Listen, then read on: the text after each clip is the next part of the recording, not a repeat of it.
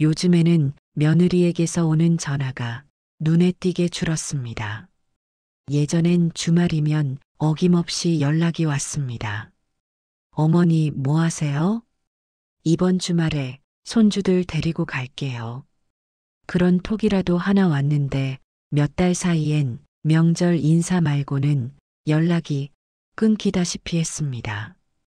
처음엔 그랬습니다. 요즘 애들 다 바쁘지. 직장의 애들에 정신없겠지. 스스로를 달래며 넘겼습니다. 하지만 이상했습니다. 아들 퇴근 시간에 맞춰 전화를 해도 주말 오전에 걸어도 밤에 다시 걸어도 대부분 받지 않았습니다. 톡 화면에는 회색 표시만 줄줄이 늘어갔고 이틀 뒤에야 바빠서 죄송해요. 짧은 답장이 돌아올 뿐이었습니다. 밤에 불 끄고 누우면 생각이 꼬리를 물었습니다. 내가 뭘 잘못했나? 명절에 말이라도 험하게 했나? 손주들 보면서 한마디 한 게 마음에 걸렸나? 아무리 떠올려도 특별히 기억나는 건 없는데 이유 없는 거리감은 점점 더 크게 느껴졌습니다. 혹시 내가 너무 자주 연락했나 싶어 며칠을 참아보기도 했습니다. 그래도 먼저 오는 연락은 없었습니다. 아마 그때부터였을 겁니다. 보이지 않는 벽 하나가 며느리와 나 사이에 아주 천천히 세워지기 시작한 때가 우리는 같은 도시에 살지만 처음부터 각자 집에서 살기로 했습니다. 한 집살이는 서로 힘들다. 필요할 때만 도우며 살자. 이 말은 제가 먼저 꺼냈습니다. 젊은 시절 시어머니와 한 집에 살며 눈치 보던 기억이 아직도 생생했기 때문입니다. 더구나 우리 며느리는 몇 해 전에 친정 엄마까지 잃은 아이였습니다. 그 말을 들었을 때 며느리는 정말 고마워했습니다. 요즘 어느 시어머니가 이렇게 말씀해 주세요. 어머니 덕분에 너무 편하게 살아요. 그 말을 들으니 저도 기분이 좋았습니다. 내가 못 받았던 대우를 며느리에게는 해주는 것 같아 뿌듯하기도 했습니다. 처음 몇 년은 참 좋았습니다. 주말이면 손주들 데리고 찾아와 밥도 먹고 제가 몸이 안 좋으면 약 사다 주고 명절이 아니어도 어머니 보고 싶어서 왔어요 하며 들르곤 했습니다. 그래서 생각했습니다. 우린 참 잘 지낸다. 이 정도 거리가 딱 좋다. 그런데 언젠가부터 그 딱 좋은 거리가 조금씩 멀어지는 느낌이 들었습니다. 전화 통화는 점점 짧아졌고 어머니 제가 조금 바빠서요. 나중에 다시 전화 드릴게요. 말만 남긴 채 끊어지는 일이 많아졌습니다. 나중에 전화 드릴게요. 그 말을 믿고 하루 종일 기다려도 전화는 오지 않았습니다. 창밖을 보며 문득 이런 생각이 들었습니다. 혹시 며느리가 나를 피하는 건 아닐까? 내가 이제 귀찮은 사람이 된 건 아닐까? 그 생각이 마음에 박혀 잠 못 이루는 밤이 많아졌습니다. 복지관에 나가보면 이야기의 절반은 자식과 며느리 이야기입니다. 우리 며느리는 매주 와서 청소해줘. 우리 아들은 나 데리고 백화점 다녀왔다니까. 손주들이 할머니 보고 싶다고 맨날 전화해. 그 말을 들을 때마다 저도 모르게 며느리 얼굴이 떠올랐습니다. 사실 며느리는 나쁜 아이가 아닙니다. 아이 둘 키우며 명절이면 음식도 같이 준비하고 제 생일이면 작은 선물도 준비하던 아이였습니다. 결혼 초엔 일주일에 한 번은 꼭 들렀고 제가 아프다 하면 병원도 데려다 줬습니다. 그러니 더 섭섭했습니다. 예전엔 그렇게 잘해주더니 요즘은 왜 이렇게 나를 피하지? 복지관에서 김씨 할머니가 말했습니다. 우리 며느리는 어제도 10시까지 청소하고 갔다니까. 저는 웃으며 아이고 좋으시겠어요. 대답했지만 속으론 이랬습니다. 우리 며느리는 전화도 안 받는데. 이씨 할머니도 자랑했습니다. 내가 아프다고 하면 며느리가 바로 달려와. 병원도 다 데려가줘. 그 말이 칼처럼 꽂혔습니다. 집에 오는 버스 안에서 창밖을 보며 중얼거렸습니다. 나는 평생 시집살이 하면서 시어머니 모시느라 고생했는데 왜 내 며느리는 나한테 이렇게 할까? 그때 문득 예전에 들었던 법문 한 구절이 떠올랐습니다.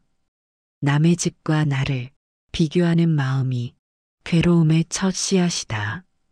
머리로는 알겠는데 가슴은 따라주지 않았습니다. 그렇게 저는 알게 모르게 며느리를 향한 원망과 질투를 하나씩 쌓아 올리고 있었습니다. 결정적인 날은 비가 오던 어느 주말이었습니다. 허리가 아파 동네 병원에 다녀오는 길 버스 창문에 맺힌 빗방울을 보니 괜히 마음이 허전했습니다. 문득 아들 부부 생각이 났습니다. 예전 같으면 어머니 어디 아프세요? 먼저 전화가 왔을 텐데 요즘은 소식이 없었습니다. 집에 도착하자마자 며느리에게 전화를 걸었습니다. 벨소리가 한참 울리다 끊어졌습니다. 조금 있다 다시 걸었지만 결과는 같았습니다. 바쁘겠지. 말은 그렇게 했지만 속으론 나 같으면 3번은 받아보겠다. 툴툴거리는 마음이 올라왔습니다. 혼자 저녁을 먹고 TV를 켰지만 내용은 하나도 들어오지 않았습니다. 휴대폰만 들여다보며 혹시라도 올지 모를 연락을 기다렸습니다. 밤 9시가 넘어 다시 한번 전화를 걸었습니다. 이번에도 받지 않았습니다. 불안해져 아들에게 전화를 했더니 엄마 야근 중이에요. 엄마 괜찮을 거예요. 요즘 좀 바쁜가 봐요. 하고는 금방 끊었습니다. 더 공허해진 마음으로 SNS를 열어봤다가 심장이 내려앉는 느낌을 받았습니다. 화려한 케이크 앞에서 웃고 있는 며느리와 친구들. 사진 아래에는 오랜만에 친구들과 힐링 타임. 이렇게 글이 적혀 있었습니다. 아, 내가 전화할 때 친구들이랑 있었구나. 나는 허리 아파 병원 다녀와 혼자 밥 먹고 있었는데 이 아이는 친구들과 웃고 있었구나. 그 순간 나는 이 집에서 이 아이 인생에서 제일 마지막 순서가 된 것 같은 이상한 서러움이 밀려왔습니다. 며칠 뒤 아들이 급하게 집에 들렀습니다. 엄마, 이거 택배 잘못 온 것 같아요. 아내 이름이랑 여기 집 주소가 같이 적혀 있네. 봉투에는 낯선 병원 이름이 크게 찍혀 있었습니다. 예, 그거 내가 갖다 줘라. 하려는 순간 아들이 먼저 말했습니다.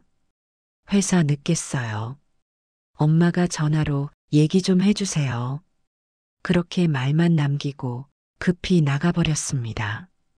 집에는 저와 봉투만 남았고 저는 한참 동안 그 봉투를 들고 서 있었습니다. 며느리 개인 우편인데 내가 열어도 되나? 혹시 별일 아니겠지? 그렇게 넘기려다 봉투 앞면에 작은 글씨를 보고 눈이 멈췄습니다. 추가 정밀 검사 결과 안내. 가슴이 쿵 하고 내려앉았습니다.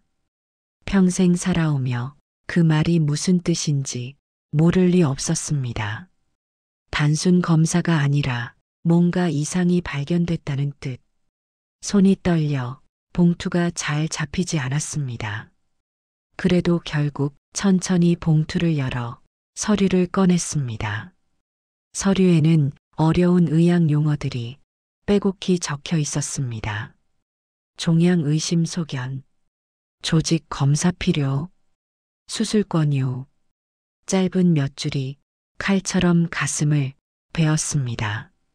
그 자리에서 다리에 힘이 풀려 주저앉았습니다. 우리 며느리가 이런 걸 혼자 겪고 있었구나. 그제야 그동안의 장면들이 한꺼번에 떠올랐습니다. 연락이 뜸해진 날들, 피곤해 보이던 얼굴, 요즘 좀 바빠서요 라며 웃어넘기던 말들, 그리고 그날 휴대폰 사진 속 웃음까지. 그 웃음 뒤에 이런 사연이 숨어 있을 줄 어쩌면 한 번쯤 의심해 볼 수도 있었을 텐데 저는 그러지를 못했습니다.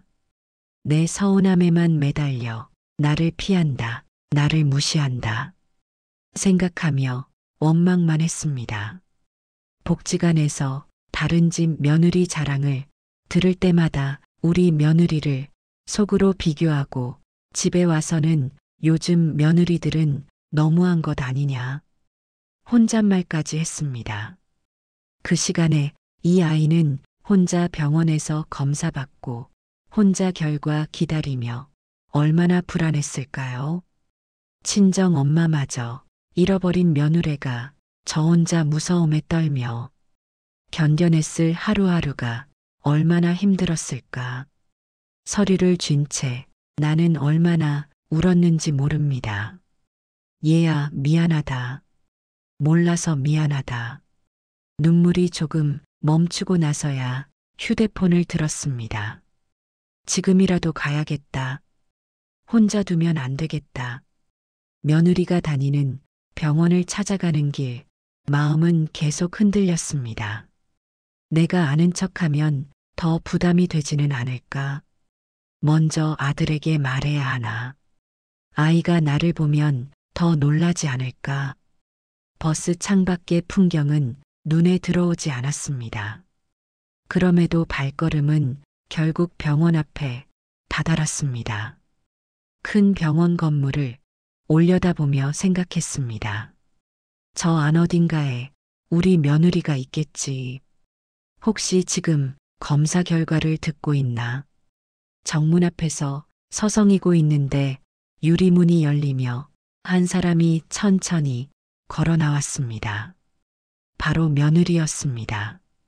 예전보다 마른 얼굴, 창백한 피부, 힘없는 걸음. 손에는 방금 받은 듯한 서류가 들려 있었습니다. 그 모습을 보는 순간 머릿속 생각이 모두 사라졌습니다. 얘야. 입에서 저도 모르게 한마디가 흘러나왔습니다. 며느리는 깜짝 놀라 고개를 들었습니다. 어머니, 여기 어떻게? 그 아이의 눈동자에 놀람과 두려움이 동시에 비쳤습니다. 손에 쥐고 있던 서류를 황급히 가방에 넣으려 했지만 이미 저는 다 알고 있었습니다. 그 순간 며느리의 다리가 풀린 듯 그 자리에 주저앉았습니다. 저는 말없이 다가가 그 아이를 꼭 끌어안았습니다. 그제야 꾹 참았던 울음이 터졌습니다. 어머니 죄송해요. 말씀 못 드렸어요. 사람들이 우리를 쳐다봤지만 아무것도 보이지 않았습니다. 얼마나 울었을까요?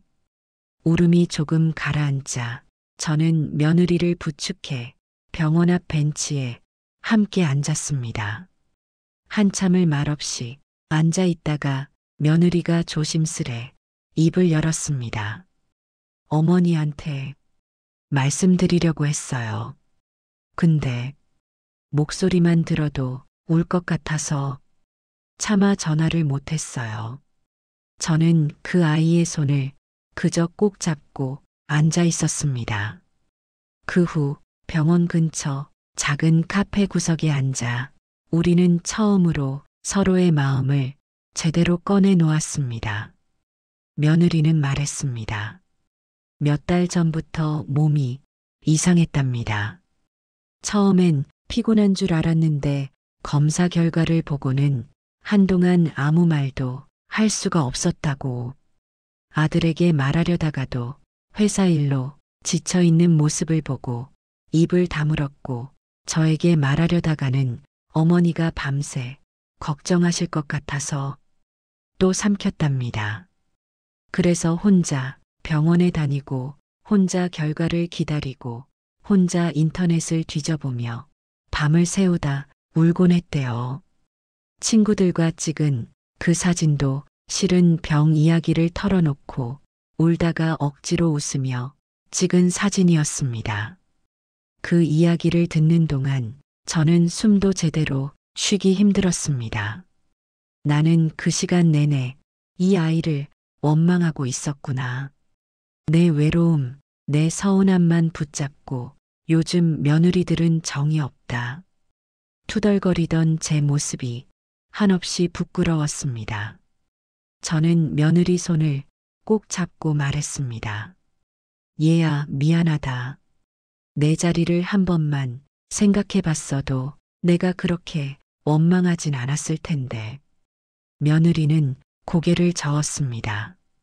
아니에요, 어머니. 제가 말씀을 못 드렸는데요, 뭐.